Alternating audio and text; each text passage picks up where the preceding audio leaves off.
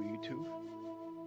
I'm back to do another video. This time I'm doing a video on something different than what my other videos were based on. This time this has to do with more of a biblical study, and specifically we're going to focus in on the Pharaoh of the Exodus. And in my readings many years ago, I had come across this conjecture that Moses got his monotheistic ideas from Akhenaten. I can't remember exactly what book I found that in, but nonetheless, it's something that stuck in my head for quite a long time, and it, kind of had a little bit of a truth in it, maybe, I thought. And over the years, I had been tossing the idea around, thinking about it, and I just made some discoveries today that I think maybe should be brought to light, and hopefully, if anybody sees this, you can put some comments down below. Let me know what you think. So we're going to start out with the date of the Exodus. So when I don't Google, I DuckDuckGo. And date of the Exodus. The Exodus is generally dated to 13th century BCE during the reign of Pharaoh Ramses II, although some scholars suggest an earlier date in the mid-15th century BCE. However, there is significant debate among historians regarding the historicity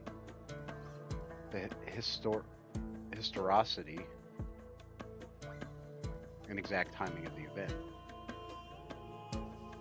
So the first date they give is 13th century BCE. And so we're going to go over here and we're going to look up Akhenaten, Wikipedia. So the first thing we'll notice about Akhenaten is that he definitely reigned in I guess it would be the 14th century, technically. I don't know if that works like AD, but anyway, his reign was between 1353 and 1336 BC, or 1351 and 1334 BC, depending on what source you go through. So we're gonna talk a little bit about Akhenaten here real quick. Akhenaten, also spelled, was an ancient Egyptian pharaoh reigning 1353 to 1336, or from 1351 to 1334. The 10th ruler of the 18th dynasty, originally named Amenhotep IV, meaning Amen is satisfied, Hellenized as Amenophis IV. In the 5th year of his reign, he adopted the name Akhenaten. As pharaoh, Akhenaten is noted for abandoning traditional ancient Egyptian religion of polytheism and introducing Atenism, or worship centered around the Aten, which is the sun disk. Views of Egyptologists differ as to whether the religious policy was absolutely monotheistic or whether it was a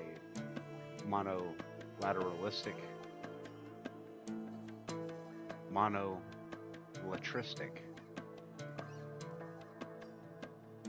syncretistic, or henotheistic. This culture shift away from the traditional religion was reversed after his death. Akhenaten's monuments were dismantled and hidden, his statues were destroyed, and his name excluded from the list of rulers compiled by later pharaohs. Traditional religious practice was gradually restored, notably under his close successor, Tutankhamun, King Tut, who changed his name from Tutankhaten early in his reign, when some dozen years later, rulers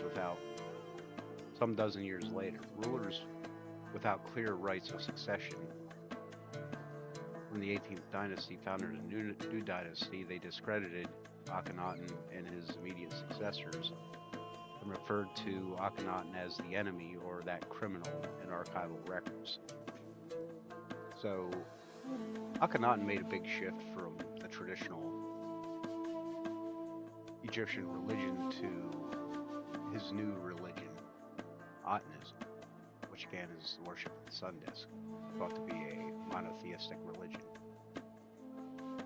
It seems a little weird that after all those predecessors of his, including his father Amenhotep III, stayed basically with the mainline Egyptian religion,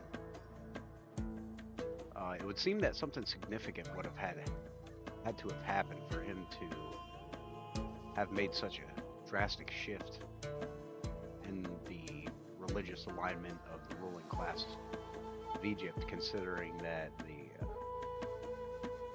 pharaohs themselves based their right to rule as them being directly chosen, if not actually being the offspring of the gods.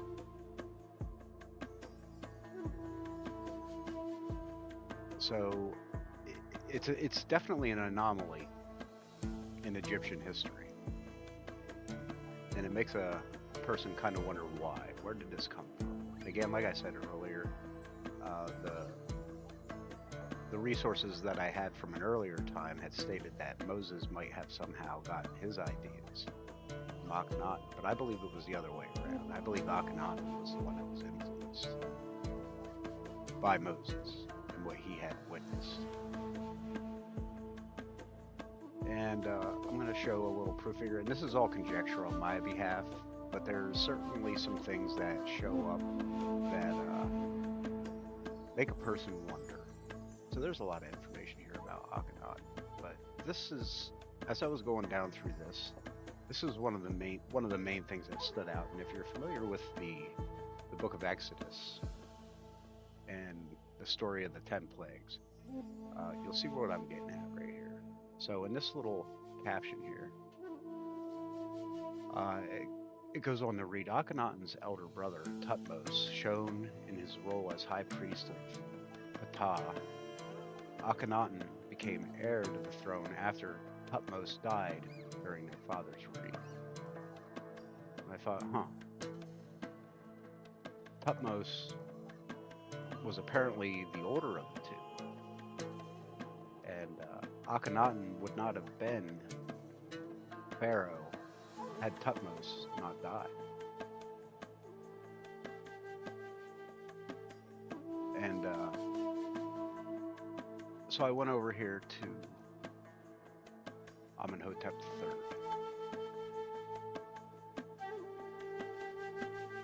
Here we're going to just briefly go over this little part here, and then we're going to get down into his children.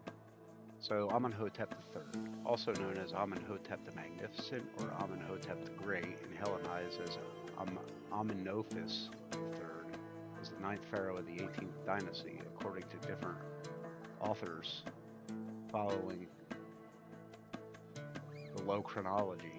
He ruled ancient Egypt from June 1386 to 1349 BC, or from June 1388 BC to December 1351 BC, or 1350 BC. After his father Thutmose IV died, Amenhotep was Thutmose's son by a minor wife, Mutamawiyah. His reign marked a time of exceptional prosperity and grandeur, during which Egypt reached the height of its artistic and international influence, making him one of ancient Egypt's greatest pharaohs. He is also one of the few pharaohs worshipped as a deity during his lifetime.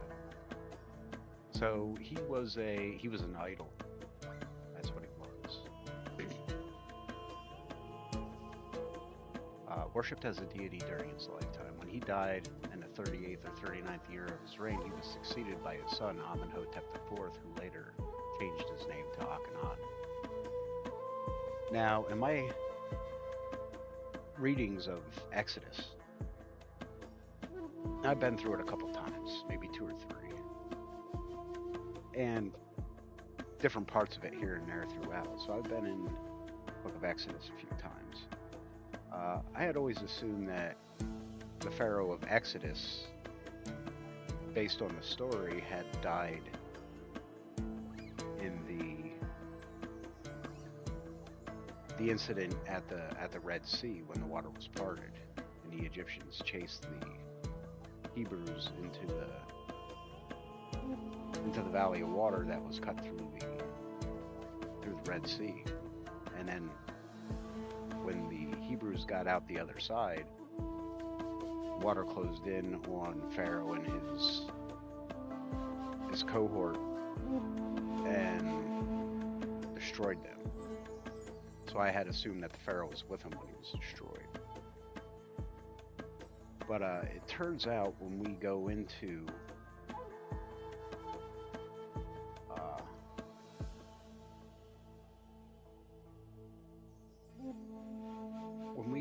the book of Exodus here, we're going to go to Exodus chapter 14, verse 23, and we're going to start reading there. And it says here, "And the Egyptians pursued and went in after them into the midst of the sea, even all Pharaoh's horses, his chariots, and his horsemen." So this is the first time it mentions any Egyptians going into the sea. And it doesn't mention Pharaoh going into the sea. It just says, "And the Egyptians pursued and went in after them into the midst of the sea, even all Pharaoh's horses, his chariots, and his horsemen. And it came to pass that in the morning watch, the Lord looked unto the host of the Egyptians through the pillar of fire and the cloud, and troubled the host of the Egyptians, and took off their chariot wheels, that they drave them heavily, so that the Egyptians said, Let us flee from the face of Israel, for the Lord fighteth for them against the Egyptians." So they got scared. They lost the wheels fell off their chariots, so obviously they had to jump off the chariots and run away on foot. So they're trying to flee on foot. Not necessarily because they're afraid of the water or the situation that they're in, because keep in mind that there's two literal walls of water on the left and the right hand side of them. And they're not fleeing from the water, and they're not fleeing from the Israelites, who now may have an advantage since the Egyptians had lost the use of their chariots.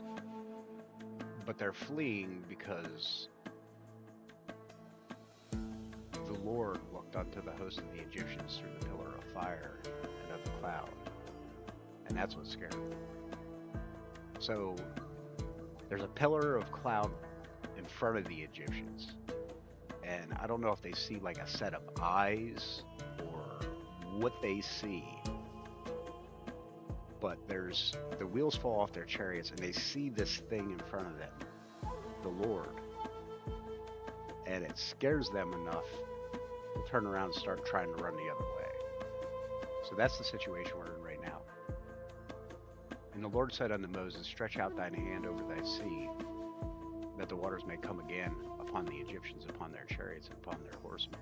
And Moses stretched forth his hand over the sea, and the sea returned to his strength when the morning appeared. And the Egyptians fled against it, and the Lord overthrew the Egyptians in the midst of the sea." It doesn't say anything about Pharaoh. You would think him being such a central figure, if he was involved in any of this, they would specifically place him in there. "And the waters returned and covered the chariots and the horsemen, and all the host of Pharaoh that came into the sea after them.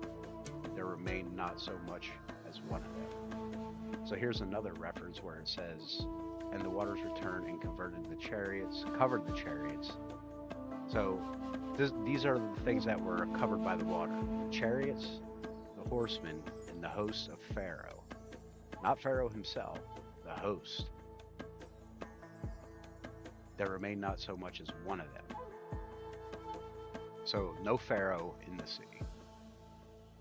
But he was probably prudent enough when he saw those walls of water. He was like, "That does not look safe. I'm not going in there. You guys go get them." But the children of Israel walked upon dry land in the midst of the sea, and the waters were a wall unto them on their right hand and on their left. Thus the Lord saved Israel that day out of the hand of the Egyptians, and Israel saw the Egyptians dead upon the seashore. And Israel saw that great work which the Lord did upon the Egyptians, and the people feared the Lord and believed the Lord and his servant Moses. So next we're going to go into the Song of Moses. So chapter 15 starts out, the people of Israel are celebrating. Moses starts singing a song. And we're going to go down here to verse 19. And in this song, it goes on to say, now notice, pay close attention here. For the horse of Pharaoh went in with his chariots and with his horsemen into the sea. And the Lord brought again the waters of the sea upon them. But the children of Israel went on dry land in the midst of the sea. It doesn't say Pharaoh went in, it says the horse of Pharaoh. So either Pharaoh got off of his horse and was watching what was going on. I don't know what the ceremonial procedure was for Pharaoh when he was with his army. It seems kind of weird that a Pharaoh would dismount unless he was observant. But I would think that the Pharaoh would stay upon his horse. And apparently, it says for the horse of Pharaoh. So this Pharaoh wasn't necessarily riding in a chariot. He was mounted on a horse. And I don't know if the horse bucked him or he got off the horse to observe. But by the way this is written, you might be able to assume that Pharaoh and the horse were separated.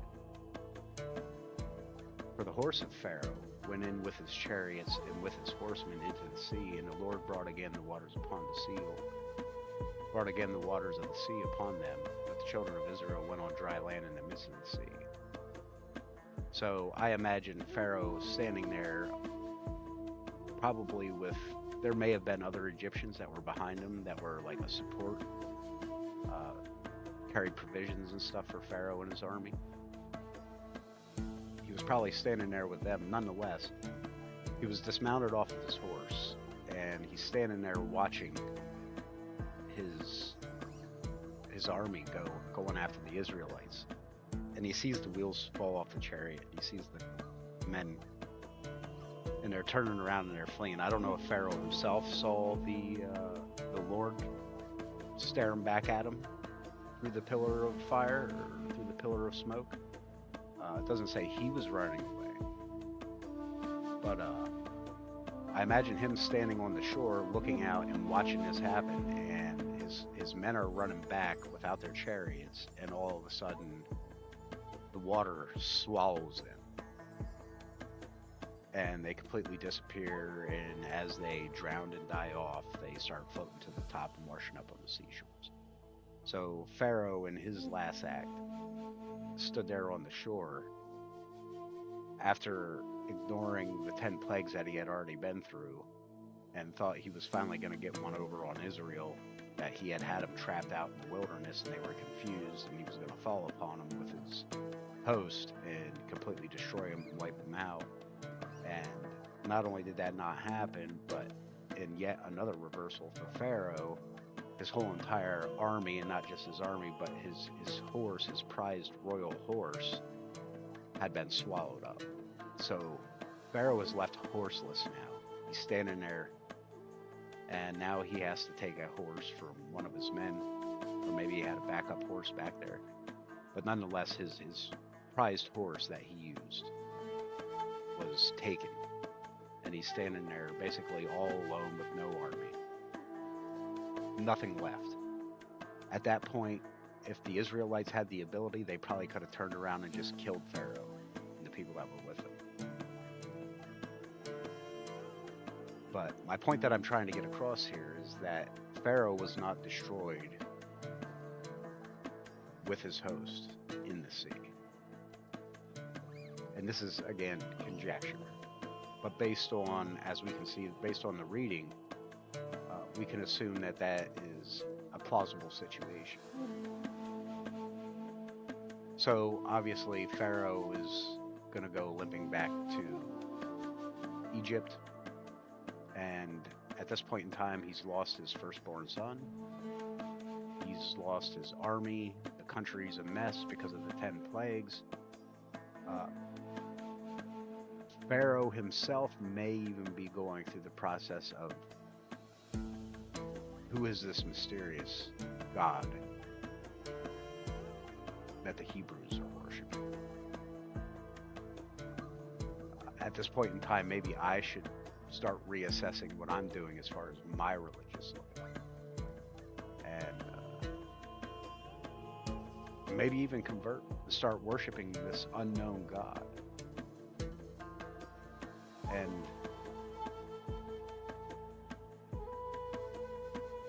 And so I believe what we're looking at right here is and this is just conjecture, Amenhotep III, the Pharaoh of the Exodus. And again, if you guys have sources and stuff like that that can refute this, I'm open-minded, and especially if you have evidence, I would love to see it. That could definitively say, no, he can't be the Pharaoh of Exodus because of this, that, or the other thing. I would love to look at that. But going down in here into his children, you can see that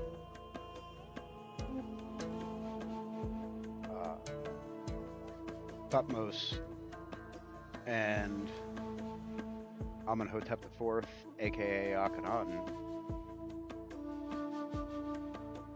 Oh, we'll go over here and look at Thutmose. He doesn't have a very long thing because, again, Crown Prince Thutmose was the eldest son and original heir apparent of Pharaoh Amenhotep III and Queen Tai during the 18th dynasty of Egypt. He was also the elder brother of Amenhotep IV, who would later become known as Akhenaten.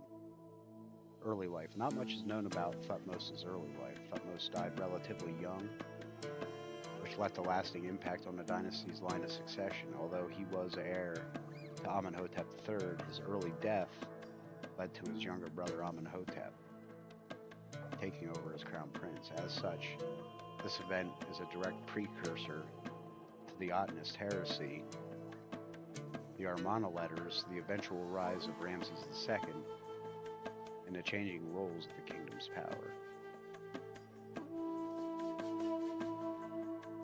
Prince Thutmose served as high priest and semi-priest of Ptah in ancient Memphis, the latter of which leads funerary responsibilities. His full royal titles were Crown Prince, Overseer of the Priests of Upper and Lower Egypt, High Priest of Ptah in Memphis, and SM Priest of Ptah.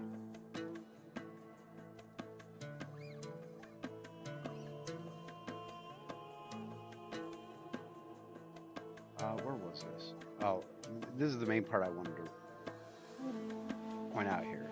He died relatively young. Now, I've seen in some imagery where, and I also looked this up in the book of Exodus, and it doesn't say how old, in the 10th plague, it doesn't say how old Pharaoh's son was when he died. It just says that Pharaoh's oldest son died. In a lot of imagery you'll see, and I think in the woodcut done by Dory, it pictures Pharaoh holding a relatively young kid, probably about anywhere between 10 and 11 years old, somewhere in that ballpark. I don't know. I don't think I've seen any imagery besides that. But this fella here, Thutmose, turned out to be, he was a priest, a semi-priest of Ptah. So he was old enough to be a high priest. the Sem priest. But nonetheless, it said he died relatively young. So I'm guessing maybe in his 20s or maybe early 30s. Nonetheless, there's that connection there, the firstborn son dying. There's also the timeline, which is really close to the time of Exodus. And then we also have the anomaly of the shift from the traditional Egyptian pantheistic religion to the monotheistic religion of Atonism, which again is an anomaly in Egyptian history. Not that they haven't had religious shifts in the past, but it was never a shift from pantheism to a monotheistic belief system. It was always a shift of one form of pantheism to another form of pantheism. And so, that being said, Akhenaten himself would have been witness to, I don't know, and again, this is all conjecture. I don't know if Amenhotep, after having experienced that, started reassessing the situation as far as their religious beliefs went, because his gods had totally failed him. If everything that I'm saying is true, he obviously would have had to do a major reassessment of his religious beliefs, because his gods utterly and entirely failed him. And not only that, but he now has the proof that there is some other God out there, the God of the Hebrews, the ones that Moses and Aaron were telling him about, that was clearly and obviously controlling things. And I think he tried to figure that out, because he didn't have Abraham and Isaac and Jacob, and the stories handed down through them and through Joseph, through the family. He probably didn't have those stories, or if he did, there were probably only little pieces that he had picked up. Most of the Hebrews, if not all of them, had left Egypt, so there was no one he could really talk to who really knew too much about that stuff. So he had to try to figure out who this God was, and reform his religious practices based on the things he could glean from his dealings with Moses and Aaron and his knowledge of the Hebrews.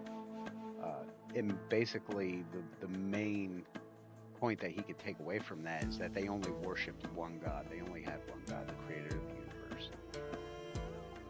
I think he understood that. Yet, with his knowledge of the pantheistic religion that he had come from before, he had to, the only way he could interpret that God, other than being witness to the stuff that had occurred to him, the only way he could interpret that God would be through the lens of the stuff he had already known about. So their traditional ideas and beliefs of the sun god being basically the highest of the gods in Egypt, he basically dwindled down all their gods to that one god and called him the Aten. Before that, he was Amun-Ra. And after that, I guess they kind of renamed him, got rid of all the other gods, and just stuck to him as the one god. And Akhenaten, his son, would have also been, and there's a reason I had to go back into the story of Exodus and find out about Amenhotep III actually surviving the Exodus. It's because, obviously, if you scroll down here where it says burial, it says mummy found in KV 35 Royal Cache, even necropolis, which means they have his body. And in my older beliefs of Exodus, I had always figured that, the water covered them, and I never really focused on the part where they washed up on the shore. So even if he did die in that incident, based on the evidence in Exodus, there's a chance that his body may have been recovered and taken back to Egypt for burial. But there's also evidence in there, that's if he died, he would have been able to be taken back for burial. If he didn't die, then he would have been able to go back and, again, like I said, reassess his situation. And so in reading this part about the mummy being found, I did a search on DNA testing on the mummies, because I wanted to make sure that the mummy that they found that they were claiming was Amenhotep III was actually Amenhotep III. In other words, he had a direct DNA link to Akhenaten, which he does. They have done those studies, are quite extensive, in fact. And the pharaoh, the mummies that they have of Akhenaten and the mummy that they have of Amenhotep III, they are a genetic match. And so whether or not Amenhotep III died or he lived, based on the story in Exodus, it does not disqualify him either way, live or die, him from being the Pharaoh of Exodus.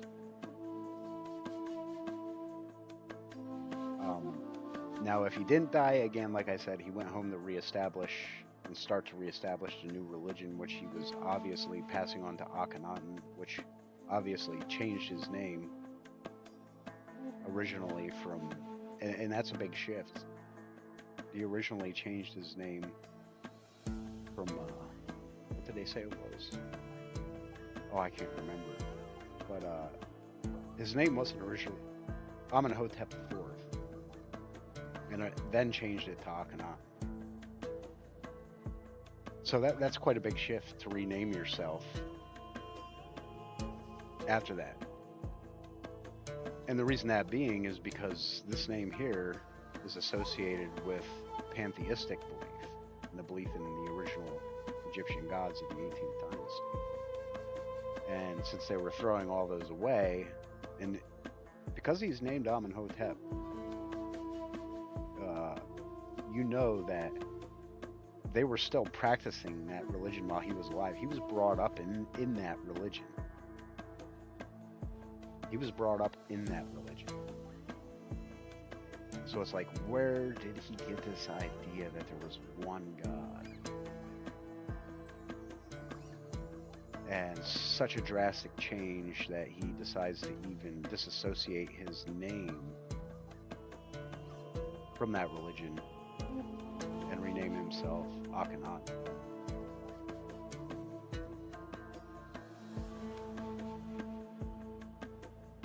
Meaning effective for the Aten, the sun god. The religious system formerly established in ancient Egypt by late 18th dynasty pharaoh Akhenaten, exact dating for the 18th dynasty is contested for general date range. So yeah, quite the interesting little study. Is there anything else I wanted to touch on?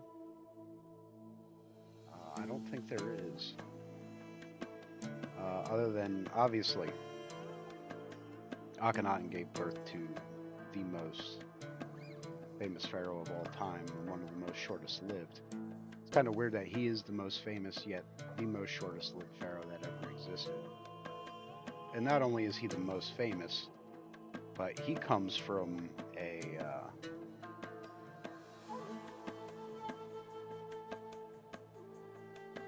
monotheistic religion. The one son of the one pharaoh that established the first monotheistic religion in Egypt's ruling class ends up becoming the most famous pharaoh that ever lived. And his tomb wasn't very extravagant, wasn't very big at all. He died early. As a result, they had to, as far as I know, the way the story goes, they had to pretty much rush around in order to get his tomb established. Some people say that even his golden death mask, which we're looking at right here,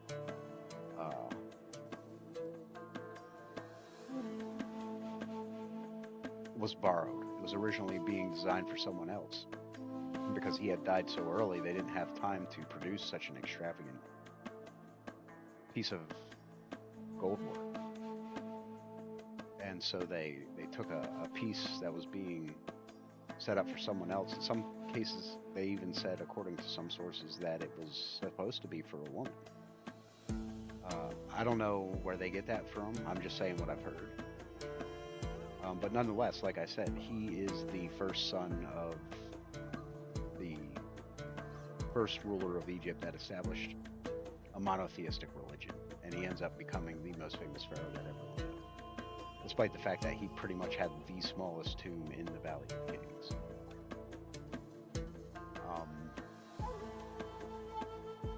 And again, Tutankhamun, when he was originally born, his name was Tutankhaten, after the Aten. So I don't know if it was during his reign or after he was dead. At some point in time, he changes his name back to, and I don't know if he tries reestablishing the original Egyptian. And that's kind of weird. If he is the one that tried to reestablish the original Egyptian religion, then it's kind of weird that he died early.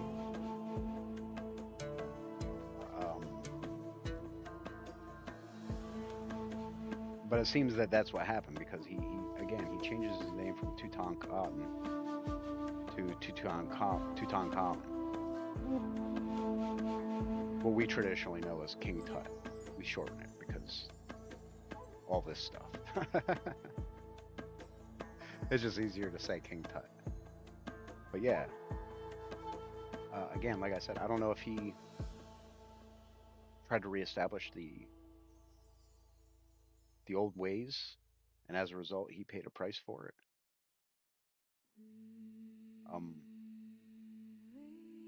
But I think, and again, I'm gonna just, add this in there, that this is all conjecture on my part. Obviously, I don't have any proof to prove any of this, other than these anomalies and these coincidences. But yeah, there you have it. The Pharaoh